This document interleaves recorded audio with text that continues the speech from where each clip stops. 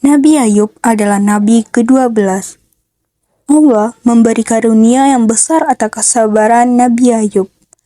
Nabi Ayub memiliki harta yang berlimpah, namun ia tidak pernah sombong. Nabi Ayub senantiasa beribadah, tak henti-hentinya pada Allah Subhanahu wa Ta'ala. Hal ini membuat iblis gerah. Iblis tidak senang melihat ketaatan Nabi Ayub. Ia bertekad untuk menggoda Nabi Ayub. Kemudian Allah mengizinkannya agar Nabi Ayub menjadi teladan bagi umat manusia. Iblis pun mengumpulkan anak buahnya untuk menggoda Nabi Ayub. Mereka menyusun rencana agar dapat menggelincirkan Nabi Ayub. Hai para iblis, aku perintahkan kepada kalian semua untuk membuat Nabi Ayub tak lagi taat kepada Allah. Baiklah, apa rencanamu? Aku perintahkan untuk membuat penyakit pada hewan ternak Nabi Ayub. Aku pun ikut serta. Kemudian para iblis melakukan rencana busuk mereka itu.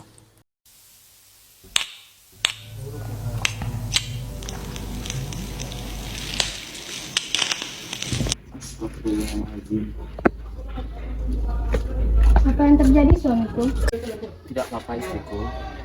Apa yang diberikan Allah saat ini adalah haknya untuk mengambilnya kembali dari kita. Kita harus bisa bersabar dan lapang dada dan tetap taat kepadanya. Wahai Ayub, malang sekali nasibmu. Dalam sekejap mata, kau menjadi miskin. Lantas, untuk apa kau menyembah Tuhanmu itu? Aku mengerti, suamiku. Sesungguhnya apa yang menjadi milik kita akan kembali kepadanya. Nabi Ayub tidak pernah mengeluh sedikit pun karena musibah ini. Ia malah terus giat beribadah pada Allah Subhanahu wa Ta'ala. Kemudian iblis merasa jengkel karena rencananya tidak berhasil. Rencana kita tak kunjung berhasil. Apakah ada yang mengikuti rencana? Bagaimana kalau kita bunuh anak-anak Ayub? Ide yang bagus. Aku setuju. Rencana kali ini pasti akan berhasil.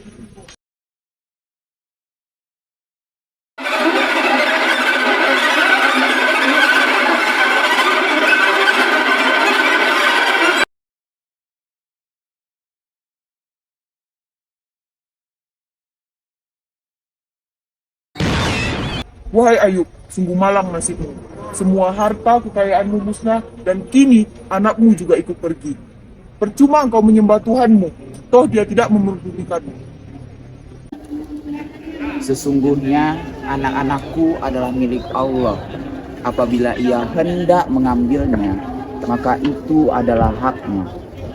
Aku akan tetap bersabar dan bersyukur. Bukan sepertimu, wahai setan buruk. Iblis kembali gagal dan jengkel. Ia kesal sekali karena Nabi Ayub sangat taat. Namun ia masih belum menyerah. Ia menyuruh anak buahnya untuk menjalankan rencana ketiga. Setelah giliran kalian, aku ingin mendapatkan sebuah penyakit seperti apa yang kau inginkan aku berikan kepada Ayub. Bagaimana kau kita membuat Ayub berduka terus? Aku setuju. Penyakit itu dapat membuat semua manusia tidak akan mau berbagi Ayub. Kemudian, iblis menaburkan kuman penyakit pada Nabi Ayub. Ia sulit bergerak, dadanya sesak, tulangnya seperti remuk. Kemudian, seluruh kulitnya dipenuhi bintik-bintik merah yang lama-kelamaan menjadi koreng, yang tidak sedap baunya.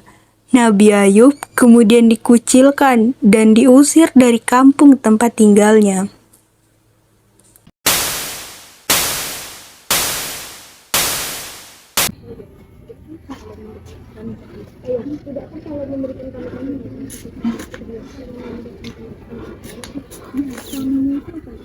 Ini Allah.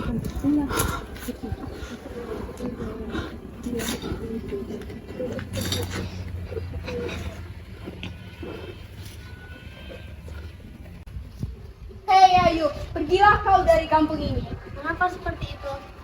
Tentu saja kami tidak ingin tertular oleh penyakit busuk suamimu itu. Tidakkah kalian memberikan kami kesempatan sekali lagi? Jikapun dia bisa sembuh, orang lain akan tertular oleh penyakitnya itu. Sudahlah istriku, Sudah saatnya kita untuk pergi. Aku tak ingin mereka tertular. Lihat saja, dia sendiri ingin pergi dari kampung ini. Tidak seperti itu. Sudahlah, sudah seharusnya kita pergi. Jika kau tak ingin ikut bersamaku, aku ikhlas istriku. Tidak, aku akan ikut bersamamu. Aku akan merawatmu sampai sembuh. Pergi kalian dasar busuk.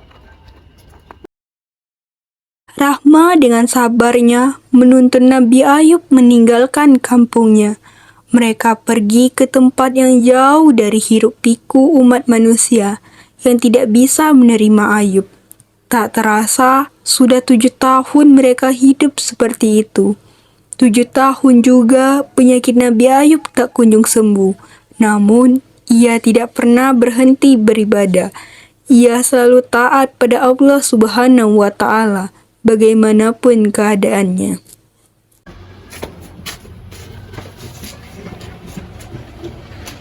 Suamiku, kenapa kau tidak meminta kesembuhan dari Allah? Tidak istriku, aku malu untuk meminta kesembuhan kepada Allah. Aku telah merasakan nikmat, kekayaan, dan kejayaan yang diberikan oleh Allah selama 80 tahun. Apabila aku meninggal, aku sangat malu karena aku baru merasakan sakit bertinggi selama 7 tahun.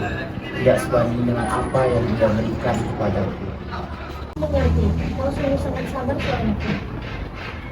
Kau juga, kau telah merawatku dengan sabar dan penuh perhatian serta kasih sayang.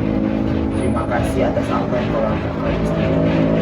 Suamiku, izinkan aku membeli makanan sebentar. Saat membeli makan, terbesit di benak Rahma untuk meninggalkan Nabi Ayub. Iblis yang mengetahui hal itu terus menjalankan aksinya dengan mempengaruhi Rahma agar meninggalkan Nabi Ayub. Tinggalkan saja Ayub, tinggalkan suamimu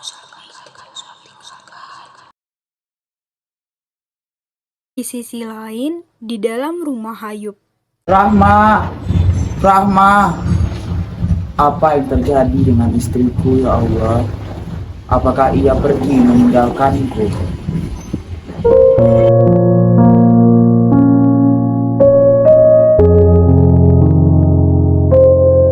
kemudian Nabi Ayub meminta kesembuhan pada Allah Subhanahu wa Ta'ala, dan Allah mengabulkan doanya. Nabi Ayub diperintahkan untuk menghantarkan kakinya ke tanah dan memancarlah air. Kemudian ia minum dan berendam di air itu. Seketika penyakitnya sembuh. Ya Allah, tolong berikan kesembuhan dan kesehatan kepada tubuhku seperti sedia kala. Aku berjanji akan selalu beriman dan taat kepadamu. Dan apabila istriku kembali nanti, aku berjanji kepadamu akan mencambuknya sebanyak 100 kali. Aku tahu Kaulah Tuhan yang Maha Pengabul doa, yang Maha Pengasih, lagi Maha Penyayang.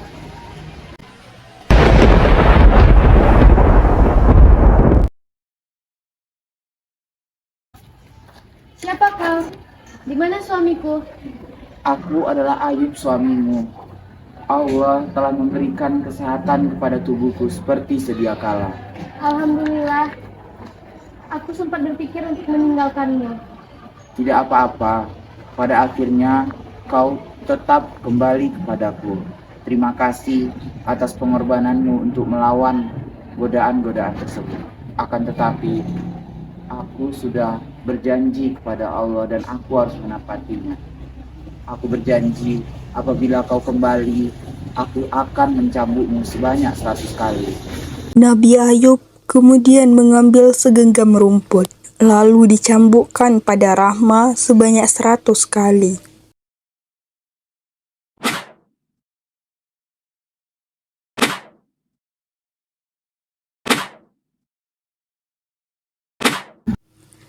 Nabi Ayub diberi anugerah atas kesabaran dan ketaatannya. Ia kembali mendapatkan kekayaannya dan keturunannya, bahkan kekayaannya lebih banyak dari sebelumnya. Nabi Ayub bahagia hidup bersama anak dan istrinya. Ia juga bersyukur dapat melewati ujian Allah dengan baik. Ia terus melanjutkan tugasnya berdakwah, menyebarkan agama Allah pada kaumnya.